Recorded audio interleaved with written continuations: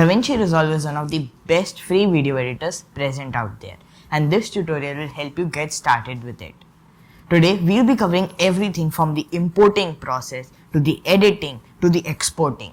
The only three things which we won't be covering today are extreme audio editing, extreme coloring and motion graphics, because they can become a course in themselves, although we will be doing basic color grading in this tutorial too. So without any further ado, let's get started. Once you open DaVinci Resolve on your computer, you will see this project screen load up. I'm using Resolve 17.3, which is the latest version of DaVinci Resolve while filming this video. From this screen, you can see all your projects, and you can also create folders from here to organize your projects. So now from this screen, we are going to create a new project. To do so, click on New Project and we'll name this YouTube Tutorial. Now click on Create. Now you will be in DaVinci Resolve. It looks daunting at first, but we'll cover everything about it. Right now we are on the Cut page. DaVinci Resolve is divided into 7 different pages, which are Media, Cut, Edit, Color, Fusion, Fairlight and Deliver. You can also see them down here. The media page helps you organize your media. The cut page is for making rough cuts to a large number of clips. The edit page is where the main editing takes place. The fusion page is for motion graphics. The color tab is for color grading our footage. Fairlight is a complete audio editing suite, and the deliver page is for rendering our video. Now that we are in the project, I'll show you the project settings and how you can customize them to fit your needs. So, to access your project settings in DaVinci Resolve, click on this gear icon over here. Now over here we have the project settings. So from here, first you'll have to select the timeline resolution. This is the resolution in which all your clips will be processed by DaVinci Resolve. If you have a lower end PC, I recommend setting it to HD because that's the best. From here you can also select your timeline frame rate. That frame rate should match the frame rate in which you shot your clips. If you don't know in which frame rate you had shot them, then DaVinci Resolve has a very easy feature which shall optimize the timeline according to your clip. We'll get into that later. From here you can select the video monitoring, what you want the video format to be and its frame per seconds. As you scroll down, you can see optimize media and render cache settings over here. From here, you can select in which format you want your optimized media and proxies to be created.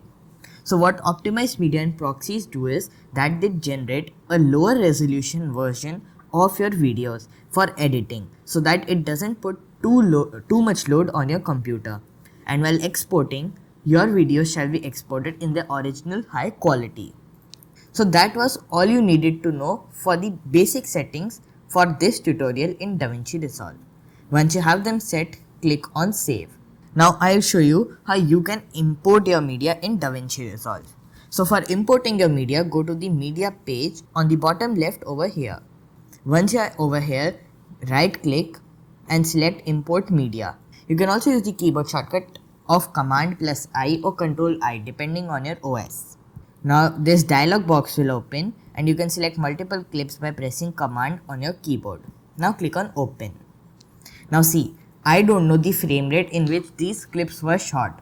So now DaVinci Resolve has shown a pop-up that do you want to change the project frame rate according to what the frame rate of your clips is. This comes in very handy. So over here we'll click on Change.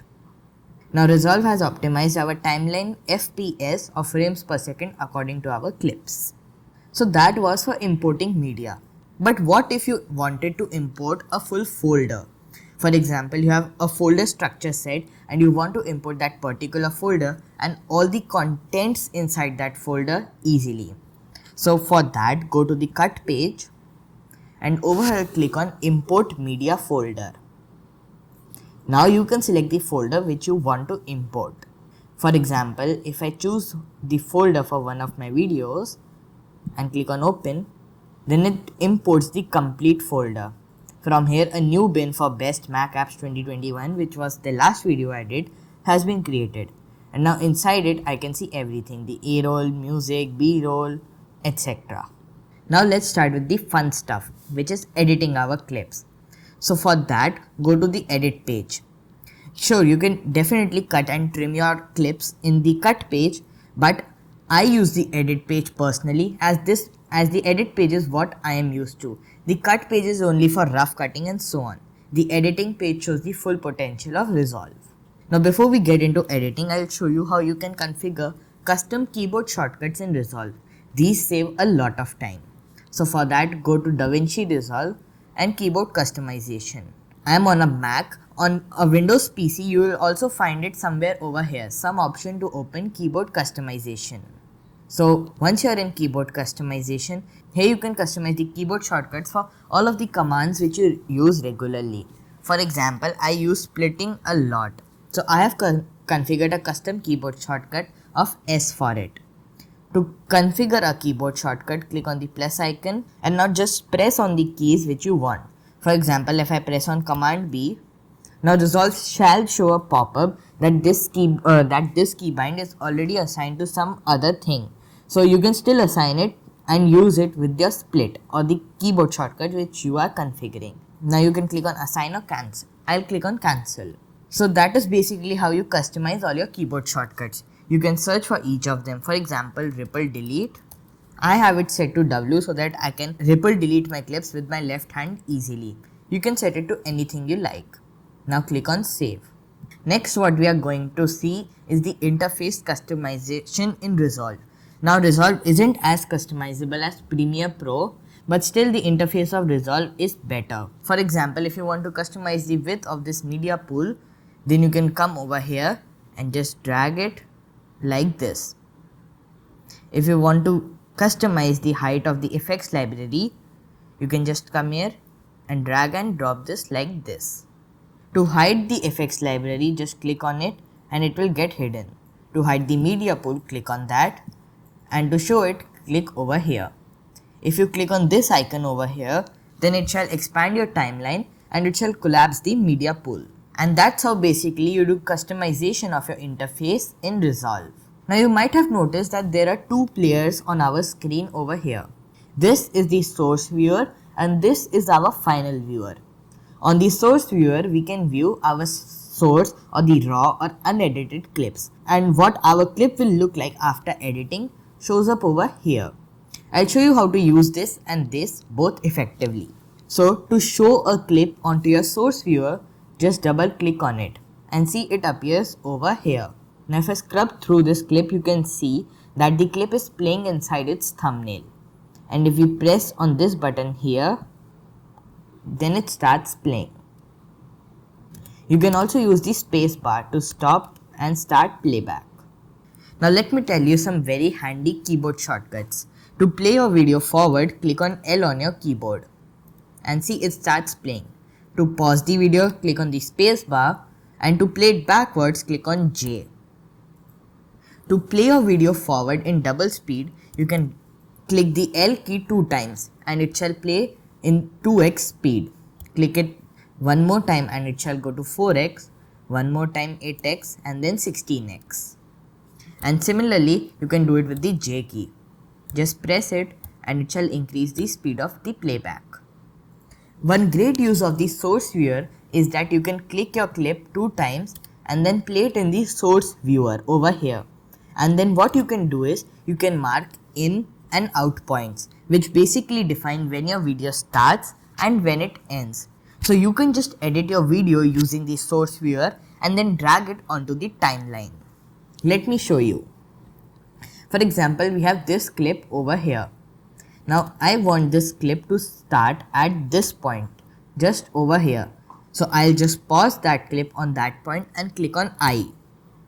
See, it marks something on our clip at that particular point. Now for example, if I want this clip to stop at this point, I only want this clip till this point, then I can select that point and click on O. And see, it reduces the length of the video. Now only this part of the video is selected, the one which is between the 2 dots. Now if I drag this video on our timeline, only the part which was between these 2 points will come on our timeline. Now let me show you how you can drag a clip from your source viewer to the timeline. So there are three ways of doing this. The first one, as I told you, you can just select this and drag it over here, and it shall import both your video and audio of the clip. Now, if you only want the video to be imported onto your timeline and not the audio, then what you need to do is hover over the clip, select this video icon over here, drag it and drop it. And see, this time only the video came on our timeline and not the audio. Similarly, if you only want the audio, just select this audio icon and drag it and drop it over here. One last way of importing your clips onto your timeline is just opening your media pool, selecting the clip and dragging and dropping it on your timeline. So now I have put two clips on my timeline. One is our nature video and one is my most recent best Mac apps video. And you can see them over here in the program viewer. So this is the final viewer where we can see our final clip after it has been edited in the timeline. Now you might have noticed that having both the source viewer and the final viewer can make the interface a bit more cluttered and bit more irritating to look at. Thankfully, you can hide this source viewer over here if you don't like it. To do so, click on this rectangle icon over here. Now we are in the single viewer mode and now we'll only be able to see the final viewer. The source viewer has been hidden. So now I'll show you how you can cut your video into two parts. So to do so, just click your space bar and play your video. Now stop at a point where you want to cut it and just press on S on your keyboard. Now see, it has added a cut over here. If you haven't configured keyboard shortcuts yet, still you can add a split with the help of a button. To add a split, select this blade tool over here. It's the rightmost tool over here. Once you have the blade tool selected, go to the point where you want to add a cut, and now the blade tool will appear on our timeline. Just go over your playhead, as that's the point where you want to add the cut, and just click on your mouse or trackpad. Now see, it has cut the clip for us in two different parts. See, if I just keep on pressing, it will keep on dividing the clips. That was how to add a cut in Resolve. You can do this by using keyboard shortcuts or by using the blade tool. Now, if you want to delete a clip from your timeline, for example, I want to delete this nature video over here. So what I can do is just press delete on my keyboard and it deletes it. But what you might have seen is that it did not remove this empty space over there. For that, we'll have to do something called a ripple delete. Now what a ripple delete does is that it shall delete the clip and also remove the space. So to do that, select your clip, right click and click on ripple delete. Now it ripple deletes our clip, and as you can see, this clip which was originally over here is back to the starting point, and that clip has been removed. You can also do it using keyboard shortcuts, which I showed you how you can configure it. So if I just use my keyboard shortcut of W, then it ripple deletes that clip. Okay, so you now know very basic editing in DaVinci Resolve. Now I'll explain all of these options which are present on our timeline over here. So this is the selection tool. What this tool allows us to do is that it allows us to select clips, move them up, and using this tool we can also trim our clips. To do so, select the clip, come to its starting, and you will see that our cursor has changed into this little icon. Now if you just drag it, see, it trims that part of our video, and if you move it to your left, it adds that part to the video. You can do the same thing with the end of your clip. You can trim parts out by just selecting the clip. This part will appear and you can just drag it in and out. When you have two clips placed on your timeline, you have another option to trim your clip. So when you come in between these clips, you will see this icon change into these two brackets. If you just drag and drop with these brackets, you can add and trim your clip without actually affecting the second clip. So the second clip won't get moved away, it shall remain in its place, and you can trim out this clip over here. Next we have the trim edit mode, and this is a very powerful tool. It allows you to do all kinds of things like rolling edits, slices, splits, cuts, etc. I'll show them to you right now. So once you have the trim edit mode selected from here, if you come over your clip and drag it like this, you'll see that the clip changes in the timeline. For example, if I use this tool on this clip, let me hover over this, and if I select my trackpad and drag it to the right, you can see that the part of my clip which had been split comes back without actually affecting the second clip. So you can see I can drag this in and out and trim my clip without affecting the second clip. For example, right now my video starts from here. I can just trim it like this and it starts from this point. Now using this tool you can also adjust the length of your clip without affecting the second clip. For example, if I have this clip over here, now I want to increase its length.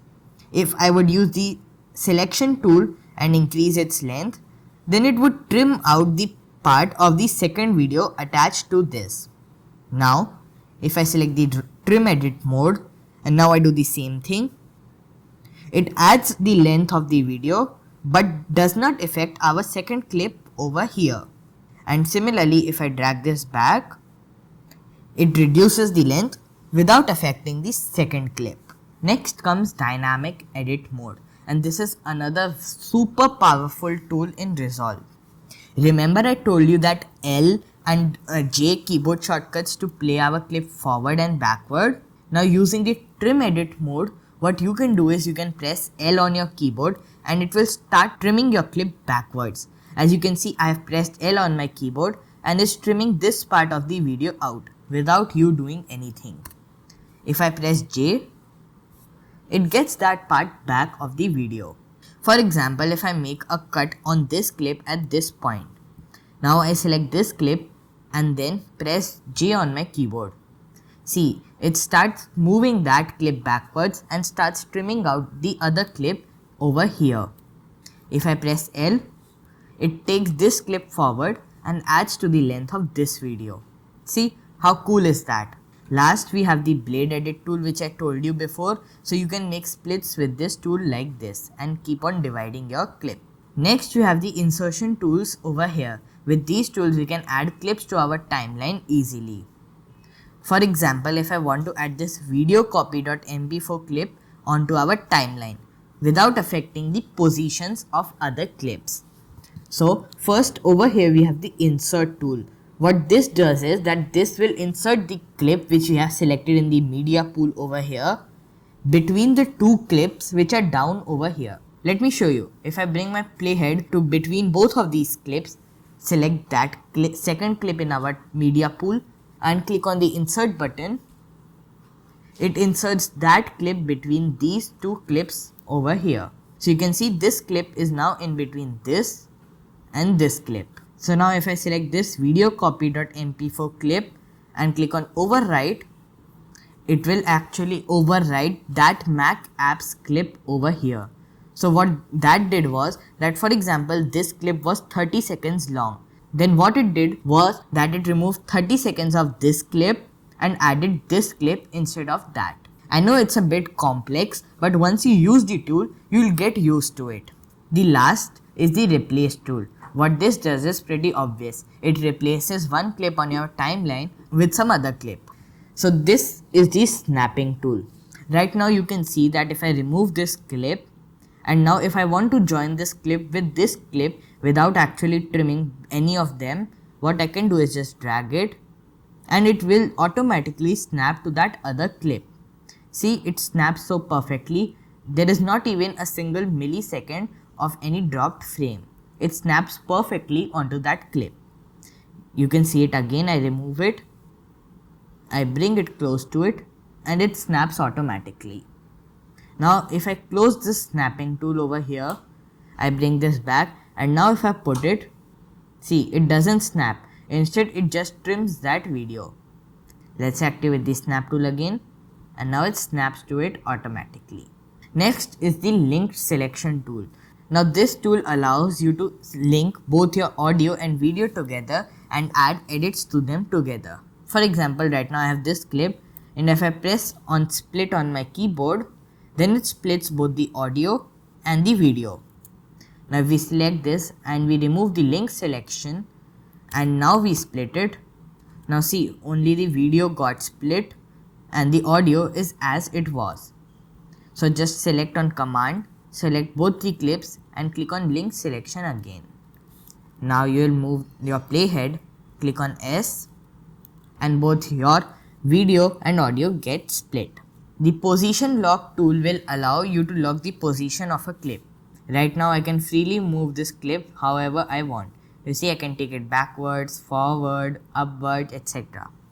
If I click on position lock, now I am unable to move this clip in any direction. Now this will lock the position of every element on your timeline. Neither can I move this clip and not even this one. Next we have markers over here. What markers allow us to do is that they allow us to add notes to our video. For example, you are editing today and you want to add a text effect at this particular point in the video. Now you can add a marker over here by clicking on this link over here. It creates a marker. You right click on it and now you can edit its name and you can add your custom notes over here. If you are sending this clip to your editor, you can add notes at every point of your clip at what needs to be done at that specific point. Flags function in a similar way. The only difference is that flags get added to your whole clip. For example, I can apply a marker at a specific point over here. But if I add a flag and if I go to the end of the clip, it will get applied on the whole clip. You can see it over here. And you can add clip specific notes using flags. Now using this button, you can magnify out your timeline so that you can see everything at once. For example, right now I am at full zoom. Now I want to see my whole timeline without dragging this like this over here. So what I can do is I can just click on it and it shows me an optimized view so that I can see everything that is on my timeline right now. Now if you're playing your footage and you're too zoomed out like this, now you won't want to go back to the point where your playhead is. So what you can click on is the second link. If you click on this icon, it takes you to a zoomed point of where your playhead is playing. Using the third icon, you can set a custom zoom for your timeline. You can zoom it in and out. Now we'll look at the inspector. So to show the inspector, select a clip which you want to inspect and click on this inspector icon over here. Now you will be in your inspector. This allows you to add edits to your clip. For example, if I want this clip to get a bit more zoomed in, I can just use the inspector to zoom it in and zoom it out. You can add rotations to your clip. You can add pitch, yaw, flip your clip in a different direction. You can crop it, and basically everything related to your video happens in the inspector. From here you can add dynamic zoom, you can add compositing, stabilization, speed changing, lens corrections, retiming, scaling, etc. You can also edit your audio properties from here, like the volume, the pan, the pitch, the equalizer can also be accessed from here. So you must have seen in movies that very smooth zooming in motion. Now you can add that using the inspector and something called keyframes. So I'll show you how to do it in Resolve in this tutorial right now. So we'll be adding that cinematic zoom effect to our clip where it slowly zooms in over time. So first, get your playhead to the point where you want your clip to start zooming in. Once your playhead is at your desired point, add a keyframe using this diamond button over here. Now this is added a keyframe to our clip. Now drag your playhead to the point where you want your zoom to stop. I want it to stop right at this point. So I'll drag it to that point. Now I'll adjust my clip properties. Now you'll have to adjust how much zoom you want. I want it to zoom this much. And that's it. Now keyframe shall be added automatically in Resolve. Now if we play this clip back, now you can see that it has started zooming in very slightly. It's very subtle, but it's there. You can also see the zoom property changing in the inspector. Now you can also access your keyframes by clicking on this icon here. You can see I have one keyframe at this point and one at this point. So if I go to the keyframe which is at this point, now I can adjust more properties. So I can zoom it all the way in, and now you can see it has started zooming as much as I wanted it. And by the end we reach this point, it gets completely zoomed in. Now if you want to add B-roll or secondary clips on top of your main clips over here, doing that is very easy in Resolve. So all you need to do is just drag this clip from here, and it shall automatically get added to a new video layer on top of our original clips. One very important thing to note is that just like Photoshop, your video layers matter a lot in Resolve. The video which is at the top will be shown first. For example, I have this clip over here and it is being shown. Now just as I switch to this point, this clip is over this clip. Hence it will be prioritized and this clip will be shown. Now I can zoom this out, and then both this and this are going to be shown. Now I'll show you how you can add cool effects like transitions and titles to your videos in Resolve. So to do that, click on the effects library here. We can close our media pool now. Let's click on effects library. I want this to expand, so I can click here. Now to add a transition, just click on the video transitions tab, and a ton of transitions are available for you to choose from.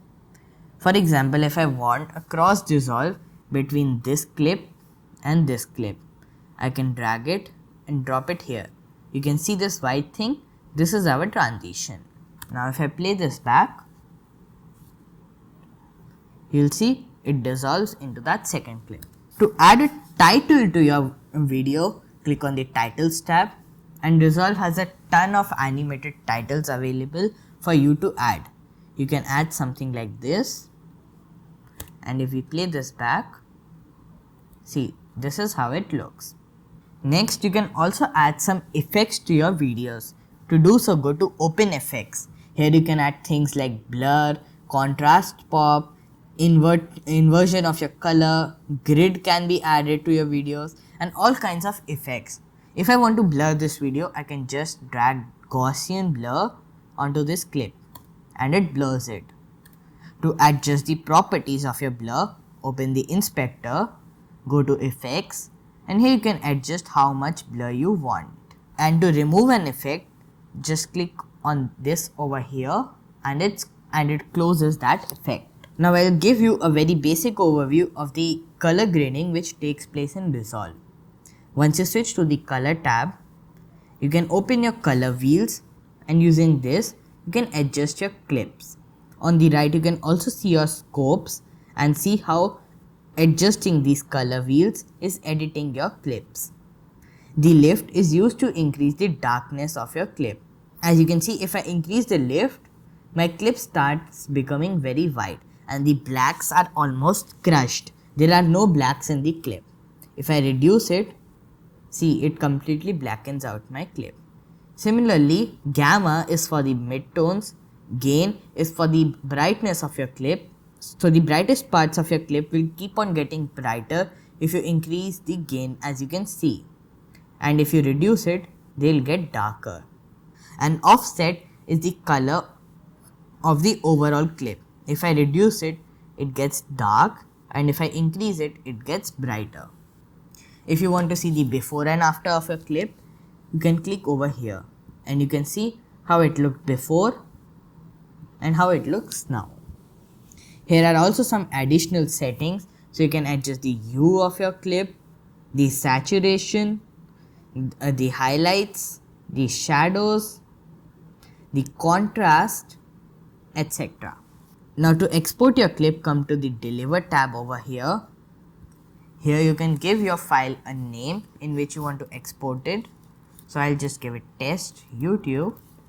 You can browse for some location. Here you can select render single clip so that your whole timeline gets rendered and not individual parts of it. From the video tab, you can select the format, the codec, the resolution, the frame rate, the quality, encoding profile, etc. Audio tab is also similar. And from the file tab, you can select some file properties. So once you have configured the properties, click on add to render queue and click on render now. That's it. So this was for this complete Resolve tutorial. If you like this, make sure to give the channel a sub so that I can create more videos just like this. Thanks for watching.